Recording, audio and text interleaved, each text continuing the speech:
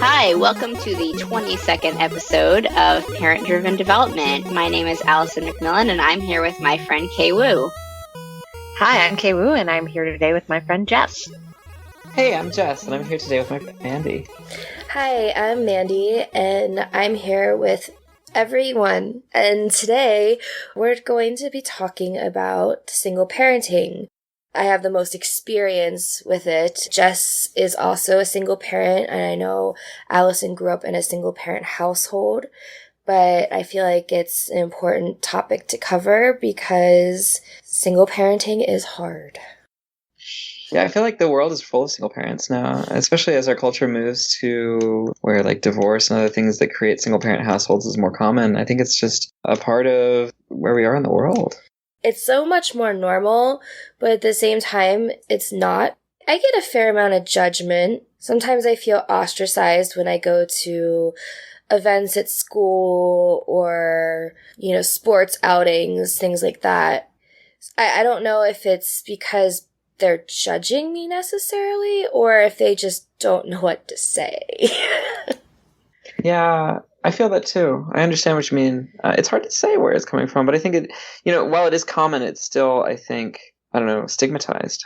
Yeah, definitely. My daughter, she tried a fair amount of sports and she's not doing anything anymore. And I feel bad about that because I've been traveling for work a lot, and I think in 2018, I was away over 60 nights for traveling, work, conferences, that kind of thing. And I have a great support system with my neighbor, but she has 3 kids of her own, and it's like, I feel bad on top of saying, oh, we're gonna have Maisie Monday, Tuesday, and Wednesday. Oh, also she has gymnastics on Tuesday and soccer on Thursday. Like, I don't want to give the neighbor extra stuff to do because she's already doing so much for me.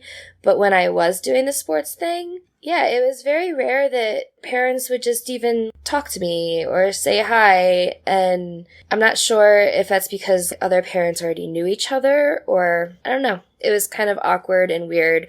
So I just gave up on it. Yeah. And so I think it's important to clarify we are 2 different kinds of single parents. You are a single full-time parent, and I'm a single half-time parent. Mm-hmm. Yeah, I've been a single parent since I was pregnant.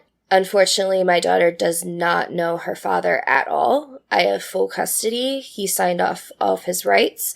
So when it comes to making decisions for Maisie, I get 100% of that responsibility / burden. But yeah, to be a full-time single parent, it can be a little daunting and rough and I would say lonely sometimes.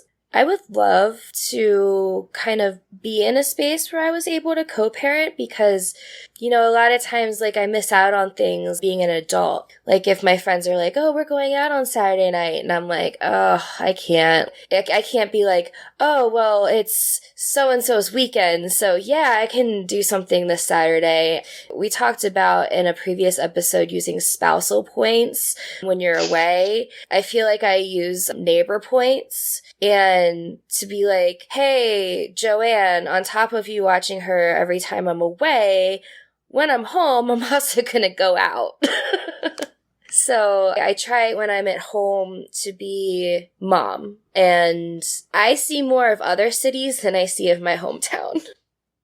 I'm a little curious, Mandy, would you almost consider your neighbor like a part-time co-parent in a way? I do. She's wonderful. I joke you're Maisie's other mother, and we both have very similar parenting styles. And I have her as my daughter's emergency contact. She's also set up so that she can take her to the doctor or the hospital if that need ever arose. So I lean on her a lot, and it's really great. It sometimes feels a little strange, but it's good to have somebody, because my mother passed away 2 years ago, and she was a very big part of my daughter's life. So when that went away, that was kind of like, oh no. And then my dad and I have gotten closer over the past 2 years, and he lives in a town about 2 hours away, which isn't too far, but it's not close enough that I can be like, hey, can you come pick her up and give me a break? So yeah, Joanne, my neighbor, is, like a second parent. I'm a little curious then how you have gotten to a point of being in each other's lives really well and in a smooth way. Was this all after you moved here? You just like won the neighbor lottery? We moved here 3 years ago, and my daughter is so extroverted. I pulled up in the moving van, and she got out, saw a group of kids playing, and she's like, okay, bye. Her best friend is actually Joanne's daughter. So I met Joanne, and we ended up not being very fond of each other at first. And then we were like, okay, actually, we have a lot in common. So, hey, we should be friends. And she got to know some of the personal aspects of my life that have led me to being a single mom. And she's just like, I would love to help out. I almost like want your story to get adapted as a TV show or movie or something, you know? Like, I think that sounds so cool. No, she's great, and I'm very thankful. She has a key to my house. If she needs something, she knows that she can come in and take an egg or anything else that Maisie might forget or think she needs. She can just send her over, and I pay her, but she's like, you really don't have to do this. And I'm like, well, no, I'm going to pay you, especially when I went away for the first time this past November. I was away for 10, almost 11 days. And no, I'm definitely giving you money so that you can use it however you want to use it.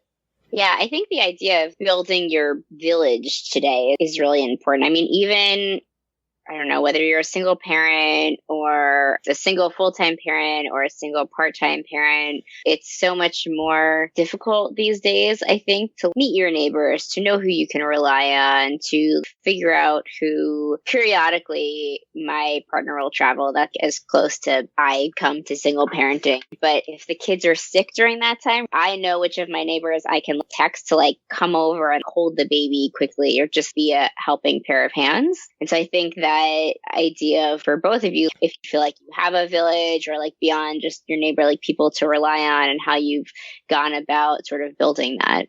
Yeah, I also have a best friend who actually is kind of funny. We are talking about buying a house together because she's also a single mom.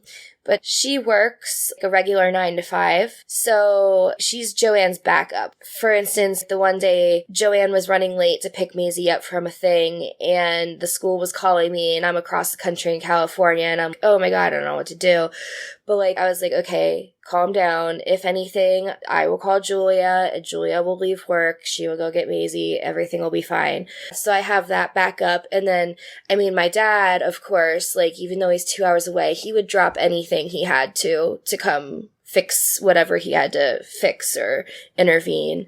But building your own village, I actually like it because I've learned throughout the years with my own family situation that sometimes your family can suck. It's great that you can pick your village. Julia and I were like, after a chorus concert, she came because she was like, I want to come. And I'm like, why? Because I want to support Maisie. And I'm like, why?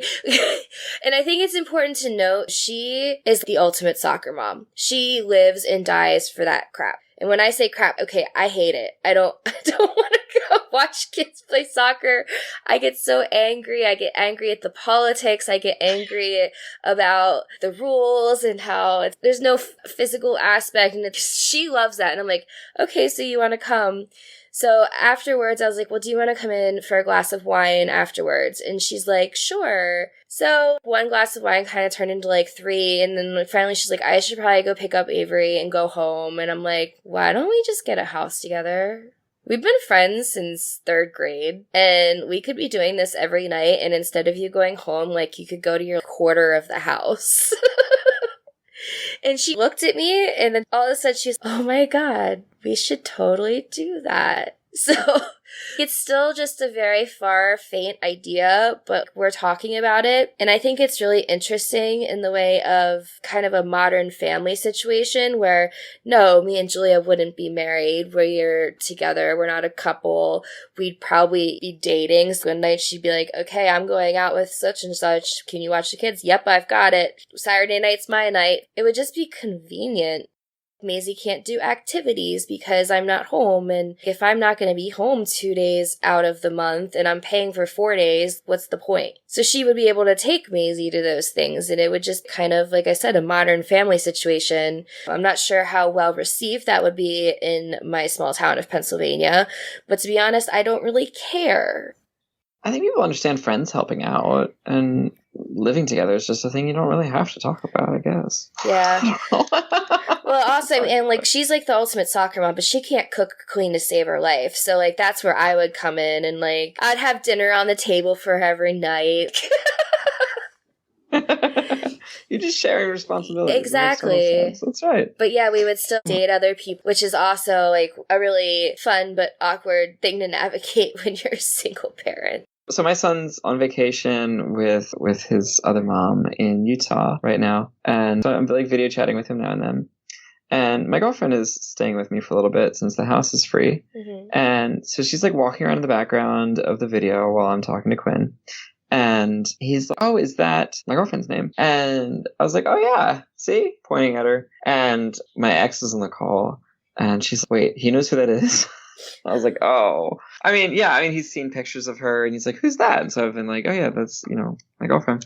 Yeah. And this is whole dynamic with my ex and about like when it's okay to introduce my son to people and stuff. And like, I totally get her perspective that she wants to make sure that this is something that's going to last. But if he asks, I don't know, like, curious about your perspective on that. Well, I'm super open with my daughter. She knows that mommy's interested in boys and girls. She knows that, yeah, I'm bisexual. She also knows that I talk to different people, and I don't have them over to the house. Mostly because the people that I see don't live here. I meet them when I'm away at conferences. So if anything, we keep in touch, via text or Skype or Facebook Messenger, that kind of thing. So, I mean, she sees my phone. She sees the names come up on my phone. She'll be like, oh, such and such is texting you. Ha ha ha. And I'm, yeah, what's your point? And I'm pretty open with it. There's one person who has asked me if they could come back the next time I see them in April to spend a few days in Pennsylvania. And I brought that up to Maisie. I said, so what would you think of so-and-so coming and spending a few days at the house? And she was just like, why are you asking me this? And I was just, okay, would it make you feel weird? She was like, no. I think I was making her feel more weird because I was asking her these questions than if I would have just actually just sprung it on her and brought them over. Oh, they're here. Yeah, I think at a certain age, right, children are very different ages. So my dad moved out when I was 4 or 5. My mom never got remarried, so I've seen her date for a while now. And like, it definitely changed as I got older, because there wasn't a concern about like introducing someone new to this young child. We never really cared about my mom going on dates or who she dated. It was not, looking back, it was not a thing that seemed weird or that seemed, I would say that she kept a lot of it pretty separate in our house. Mm-hmm. But it was never weird that she was like going out on a date, but I think it was because at some point it's not your ex's like, okay, who are you introducing, who's around our children, etc. And it's more just like a real conversation with children who are still young, but understand the idea that just because they're introduced to someone or because someone's sort of around, it doesn't mean that they will be around. They might not be around forever, mm-hmm. right? Or like at what point do they have any say in what's sort of going on, right? I've made the mistake. When Maisie was 2.5, my mom was still alive. I never got diagnosed with postpartum depression, but I'm like almost 125% sure that I had a lot of it. And so my mom was like, go out, watch football. Like, I'm a big Steelers fan, and the game wasn't on the TV. So I went out and I ran into somebody I went to high school with, and we just clicked. And so it was really quick, and all of a sudden he's spending the night almost every night, and we just kind of fell into this basic relationship. And so it was our 3rd birthday. We took her down to the aquarium, and I'll never forget, she looked at him in the car and she said, so-and-so, are you my daddy? And I just looked at him and he looked at me, because I didn't really, we never knew what to say. I just shrugged, and he goes, yeah, I am. So we were together for almost 4 years, and then something happened that was actually really tragic, and he was unable to no longer be around. And so she was 6.5 at that time, and not only was it really tragic for me, but it was really tragic for her. It was a pretty bad thing that happened, so I just kind of wanted to erase all ties as quickly as possible. So I made the decision to be like, yeah, just kidding, he's not your dad. We're just going to move on. And she bounced back pretty quickly from that. At first, she was just really confused, but the circumstances really kind of warranted an explanation, because I didn't want him to be around anymore for pretty good reasons. So I made that mistake, and then fell into another relationship very quickly after that with a guy who absolutely had no father figure bone in his body. It was just like, wait, you have a kid? What is that thing running around there? Basically, she didn't exist. And I was like, I don't like this. I want somebody, if I'm going to be in a relationship, a full-time relationship, to not only love me, but they're going to love my kid as well. So that didn't work out. And that was a hellish period of time. And I'm actually just getting over that now. So I really like this whole do me when I'm not at home and I don't have Maisie around and she doesn't have to see it. They don't have to deal with her. And when I'm home, I'm all about her. So yeah, dating, it's really, really hard.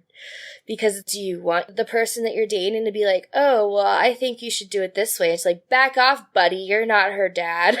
Or do you want completely hands-off person? Because I've had both, and they both had their ups and downs. So now I'm just kind of like, let's just keep it all separate.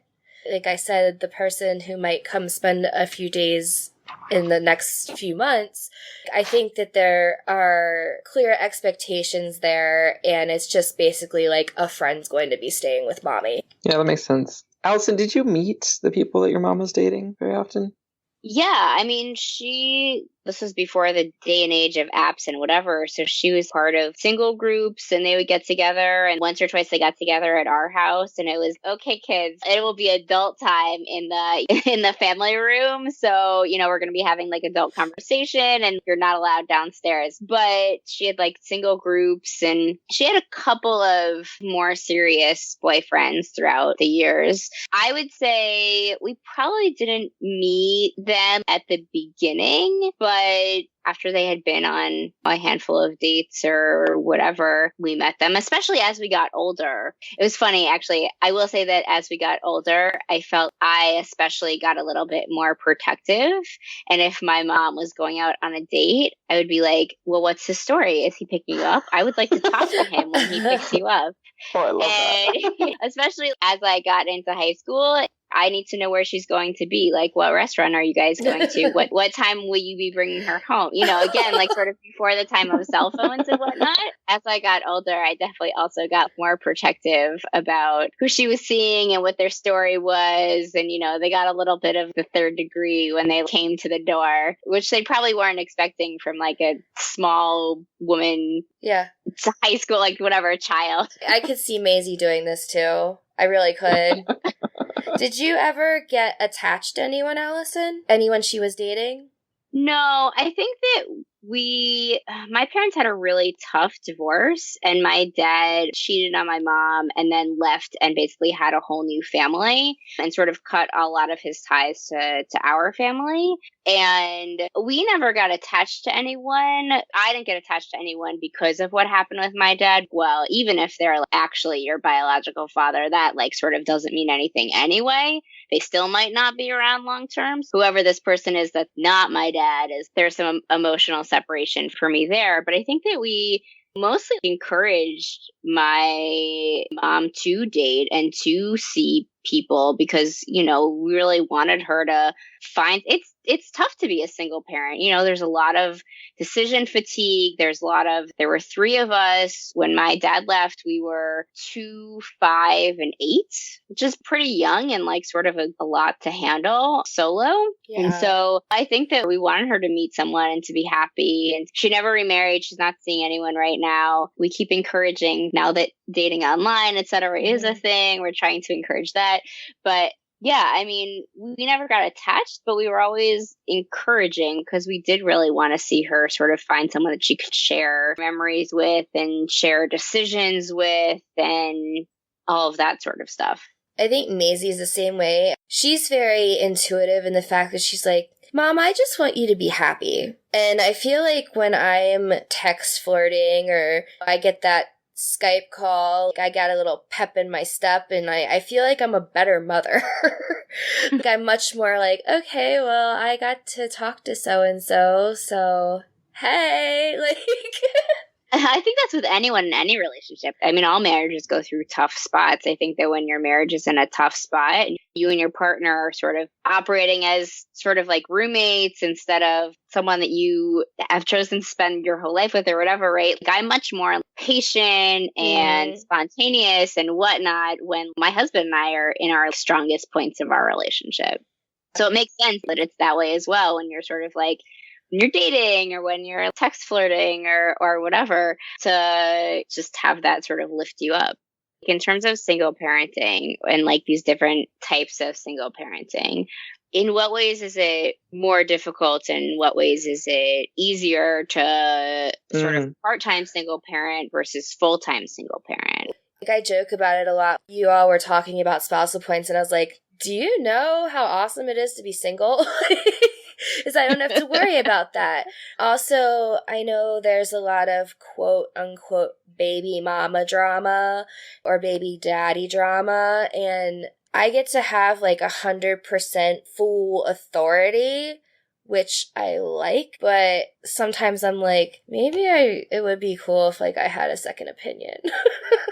I was going to comment as well from the earlier discussion of, I think it's funny that we, like in media and whatever, and like in my personal life experience where the path was, okay, like kind of figured out a romantic partner at the time we got married. I wasn't sure that I would want to have kids, so the question may never come up, but there was like some portion of the whole process where I was like, okay, well, if I did want to have kids, no, if we have kids, like he's definitely totally going to be the better parent than me. Like it's me I'm unsure about. But anyway, but I was thinking like if circumstances changed or something, like once you are a parent and you have kids, then looking for romantic partners, and it sounds like in a lot of cases almost like co-parent partners as well. Like, can audition people and judge their skills with a little bit more background knowledge of what you're getting into. I think it's funny to watch my husband come into his own as a parent along while we're doing this together. But, certainly there are some things where this is just me constantly like, I don't know if I would do it that way. I'm actually texting right now with my son's mom because she's away and she's like, I need to get him some new shoes because his old shoes are worn out. What do you think of these shoes? So there's that kind of synchronization that we have to do. And, I'm really lucky that I think we get along really well, and it's really pretty easy for us to kind of come to these decisions together. But, oh my God, I cannot imagine trying to do that with somebody who you disagree with constantly. I was going to say, as a child of a single parent where the divorce situation was just a really challenging one, in some ways, my mom had to deal with sort of like the emotional fallout through a number of years of what my dad walking away from our family, but still knowing that he like was out there, and he actually still continued to see my younger sister. So he was a part-time parent with her, but not for myself and my brother. And so I think that was really challenging, right? Like, because she basically was a full-time single parent, but with children that had the emotions of having someone who was a part-time parent. I will say that I think that since I've become a parent, so a lot of people, when they become parents, they say that they get along with their parents much better, that they understand their parents much more, that they feel like, oh, I totally like understand now when I was a kid why things happen.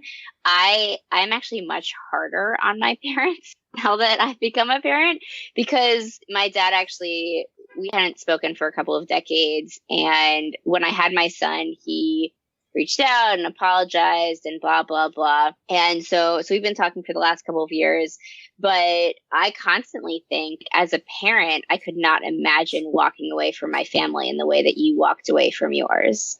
And my mom, she was juggling a lot, right? 3 kids, and my grandparents were over a lot. But I think that there were some choices that she made that also, as a parent of kids, I just also still can't quite reconcile. And while I'm more empathetic to the fact that she was a single parent of 3 children, I'm also more critical of the things that I felt should have been a little different. Whereas before I had kids, I felt like I constantly fell back on that excuse of, well, she was a parent. She was a single parent of 3 kids. And that was so incredibly difficult all the time.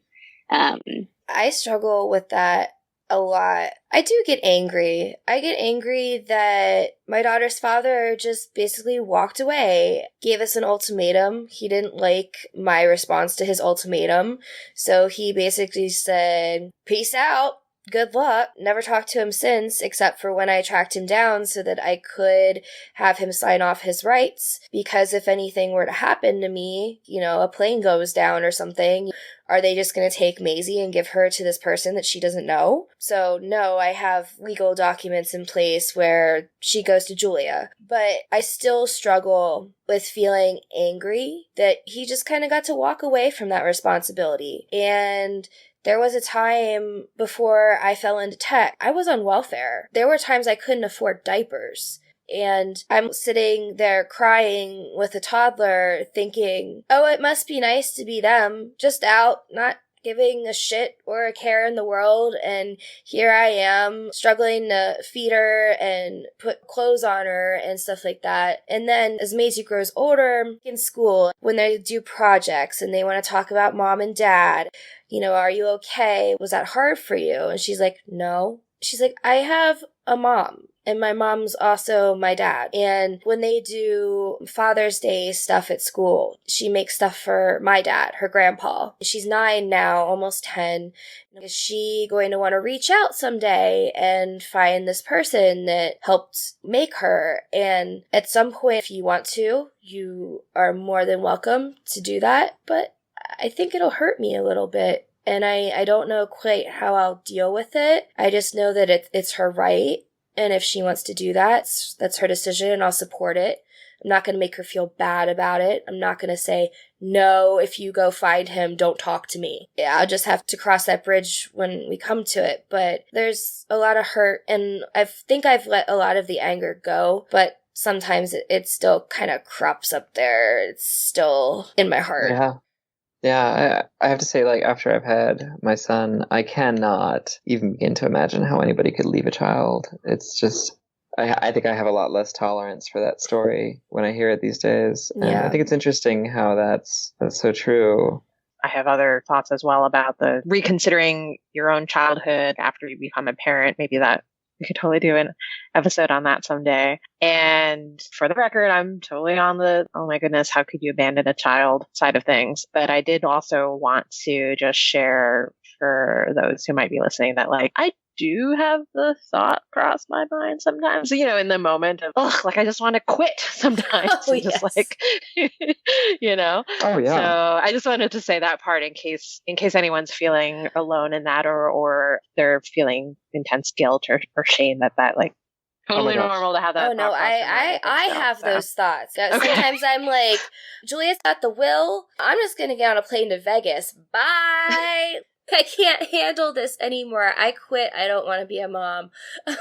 So no, Yes. those feelings are completely normal. I think what I'm saying is like in the longer term, to make that decision of never wanting to be a part of your child's life, I think that's a sad thing. Yeah, I almost kind of in some ways wonder the extent to which you would, like, if assuming you're not a sociopath or psychopath or something, you have emotions to go to that step and then live in that space, and your brain is contorting itself to try to justify it. I don't know, I just feel like that must be really emotionally damaging all around everywhere. I'm sure there are certain circumstances where a parent has walked away from their child's life, but maybe they haven't wanted to, or there were other circumstances that they felt that it was just probably for the best. And there's always extenuating circumstances.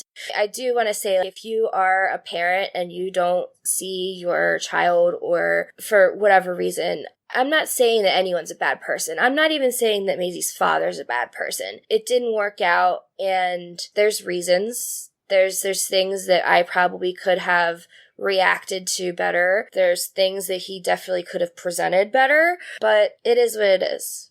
But maybe, like I said, like someday, maybe they can reunite, and maybe I won't be angry, and maybe, I don't know. Like I said, it's one of those things that I have to cross that bridge when it opens up or whatever.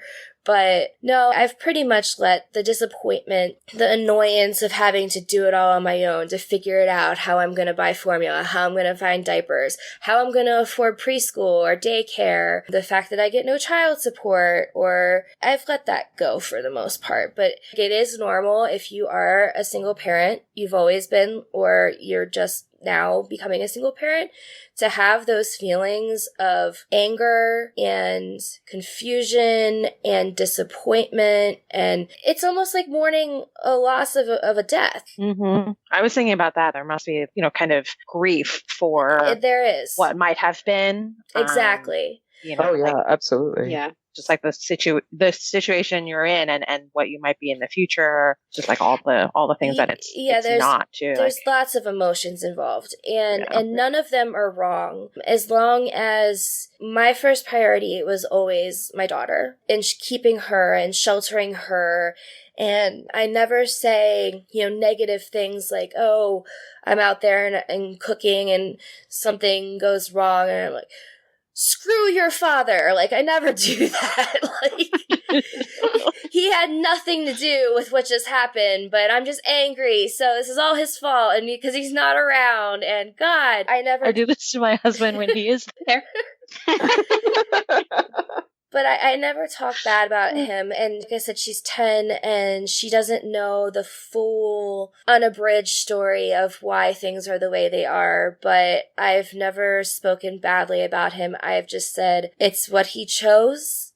Well, and I think it goes back to like building your village, right? Because I think that you go back to that in times of where there's like decision fatigue, or like a big decision where you want someone to talk it over with. Mm-hmm. And if you have your village and you're like, okay, like I remember the first time that my brother wanted to take the train into New York City by himself. He was like going somewhere, he was going to stay overnight, and my mom just wasn't sure. And I remember she like sat down with my brother, got all the information, and then called my grandfather and talked it over with him, because she felt like it was like a thing that she just needed to like talk through with someone. Mm-hmm. And so again, you build your village, and so that you can say, okay, this is the information that I have. This is what I'm thinking about doing. Am I missing something? I feel like these days, again, like through your neighbors or friends or whatever, right? You sort of figure out who those, if you don't have a partner that you can do that with. And honestly, even sometimes when you do have a partner, that partner maybe isn't, sometimes you want to need talk a second opinion.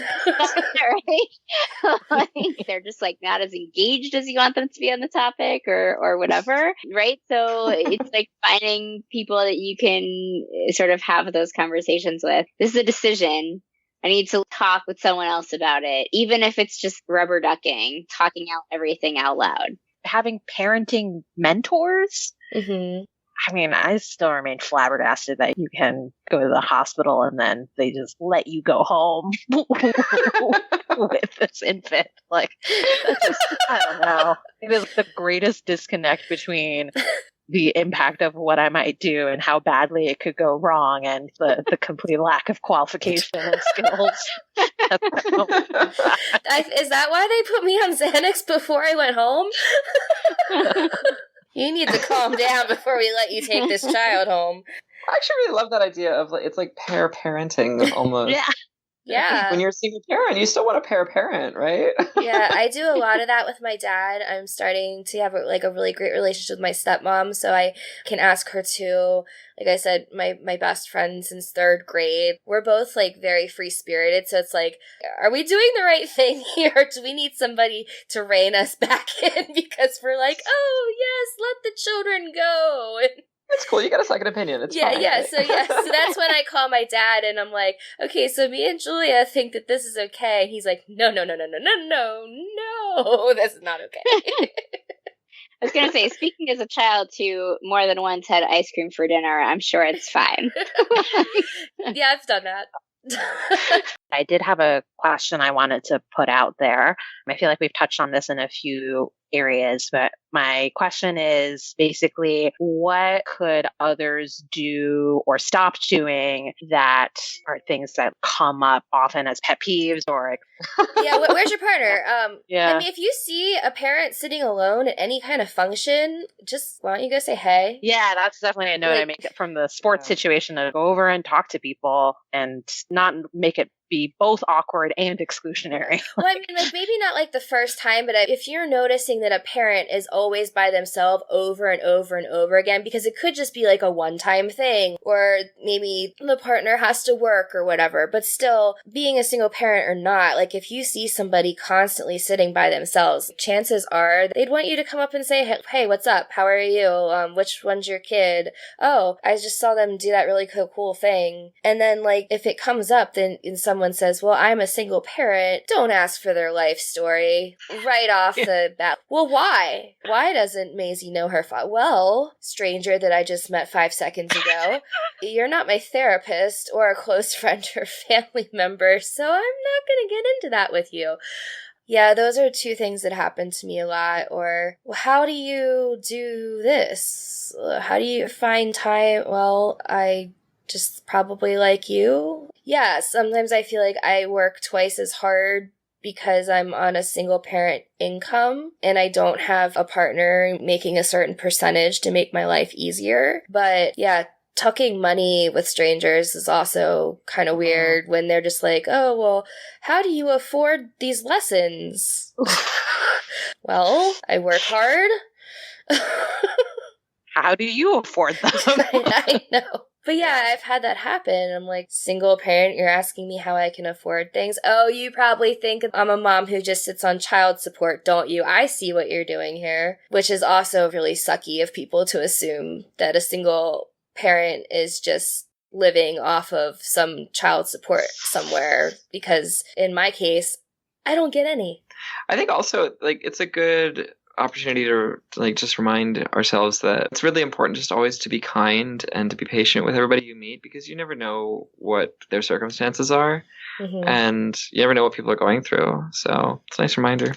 Definitely. Do you ever feel like are there situations when people clearly are trying to be supportive? You know, it's like the good intentions, but then it's almost like, like, that's even more clueless in a way. I feel like this comes up in other areas. If people are like, oh my God, single parents are like superheroes and I just did it for 2 days or whatever. Like, does that feel annoying at times? You know, kind of like people like lifting you to this ridiculous pedestal that you never intended to be singled out for or asked for, you know?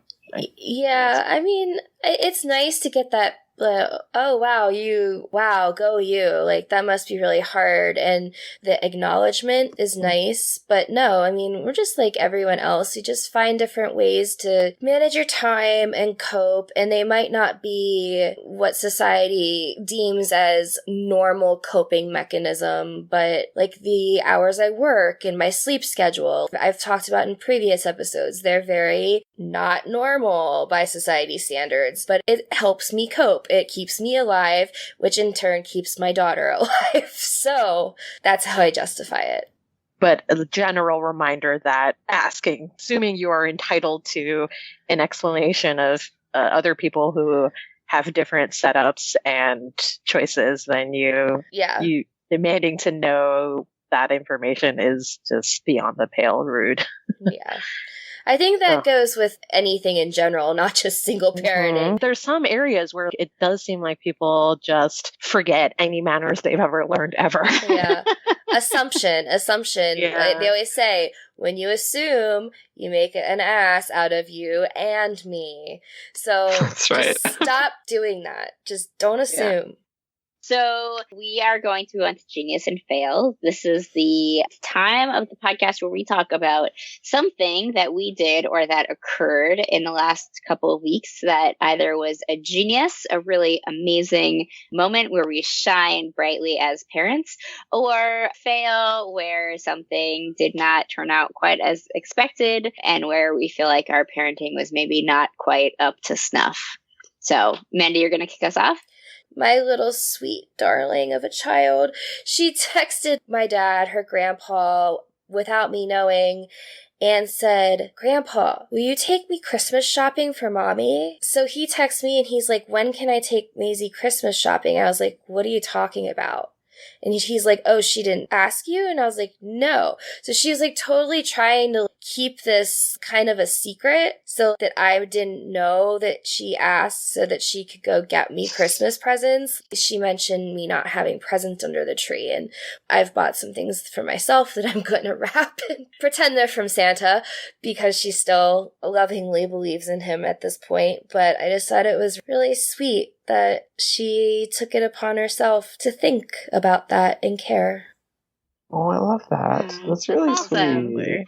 All right, I have one. I'm really excited about mine. So this is a genius. I'm really excited about it. We this year decided to involve my son in our annual giving. So last week, my husband and I sat down. We were deciding where we were going to give to for the end of the year. And my son's preschool class, they talk a lot about Judaism. It's called tzedakah or chesed, basically, giving, charity, etc. And so talks about involving him. I was like, okay, we have a plan. First, we're going to ask him if there is something that he wants to give to this year. That seems like a really broad question. So then my backup plan was to then go in, you can give to anything, to animals, to families, to, name a couple of sort of broad topics. And then if he was like still confused or not really grasping, I was going to sort of come back to the conversation and give him like 3 options, right? Like, what do you think about this place, or this place? This is what it says. We said we're giving tzedakah for, the end of the year. We're figuring out where we like to give. Is there any place or anything that you want to give to? And he goes, yes, instantly. He goes, I would like to give to a hospital on a beach that helps Jewish boys with broken bones that are healing. And I would also like to give a toy to boys and girls that don't have toys. So the second one was easy because our neighborhood does a toy drive. The first one... I was going to say, does that exist? I did not expect that much detail from a 3-year-old. And it took quite a while to find something that checked off all of those boxes. And literally after like a week of looking, we were talking at dinner. I said again, I was like, were you thinking about where you decided to give to? And he was like, yes. And he repeated the whole thing. And I was, all right, okay. Turns out I really got to find a place that checks all those boxes. So I did eventually find a place, which is excellent. But I was really excited. I felt like I, as a parent, am doing something right for him to understand the concept of charitable giving and already had in his mind what sort of thing he wants to give to and that he sees the importance of it and wants to talk about it. And we also gave him like 3 different dollar amounts and explained there's dollar amounts that usually given in Judaism. So we talked a little bit about that. And yeah, I felt like I'm doing a great job as a parent for him to sort of like have that mindset and be all about it at 3. That's amazing. So wait, Amazing. so it's a hospital on the beach who helps Jewish boys with broken bones. Yeah. I'm Yes, it is. I'm glad I a mean, place the like other that thing is exists. The Chartwell Park, great. I'm really impressed by the leadership and visionary skills here. The next time I'm on a project that's floundering or a team where we need to set our mission, I feel like, Call Devin. there's someone we can turn to. Yeah. We need to bring in a consultant here. He's going to give us a clear vision. I guess I can go next. So, like I mentioned, my son's off to vacation for Christmas, and he left his favorite stuffed animal at home. He likes Frank as the stuffed animal, but he's not like, oh my god, I'm gonna die without Frank. So it's like he's okay. But I saw Frank at home, and I wonder. And so I started taking pictures of Frank doing stuff, and I've been sending them to him. Aww. And so like I had Frank who was like taking the dog for a walk, or Frank like turning the Christmas tree on, or like Frank checking the mail, or like all these things, and he is loving it. That's He's so like, oh, what's great. Frank doing today? That's great. Have you heard of Flat Stanley? Yeah, it's a good Yes. idea. Yeah. Anyway, it's really fun, and he's having a really great time. So that's my genius. That's great. Mine is a little more lower scale. I was just thinking about, in general, I've talked in the past, I think about all the stuff I've been doing to try to prevent food allergies, and then also just like trying to head off food pickiness. And I know kind of like what a toddler chooses to eat should not be taken as judgment on parenting skills or whatever, right? So I'm trying to keep in mind of, okay, like kind of just like keep offering things even if they are rejected. And so we've had a variety of roasted vegetables this week, including Brussels sprouts and cauliflower. And I've just like stayed persistent, and I've been not trying to make a huge deal out of it. Okay, they're just like in your dinner bowl, but there are other things that I know are going to be definite hits, like cherry tomatoes. And so far these last couple nights, like usually at the beginning, there will be some offended looks and dropping the Brussels sprout quarters on the placemat inside. But then we get to near the end of the meal, and I look and I'm like, oh, I think there's actually less than 50% of what I put in here is now on the floor. So that's like pretty good. Good. Nice. Nice. So it's more like, I think the thing is less the outcome necessarily than the keeping up on a thing that is important to me as a parent, but is like a lot of small actions that will hopefully end up in the long haul to be something positive. But sometimes it's hard to keep it up as I pick more food off of the floor. Definitely. Congratulations. Thanks so much for listening to the Parent Driven Development Podcast. We would love to hear from you. If you have questions that you'd like us to chat about on air, please email us at panel@parentdrivendevelopment.com or find us on Twitter at parentdrivendev. And if you like what you hear, please support us on Patreon. It's patreon.com/parentdrivendev or rate us on iTunes. Thanks.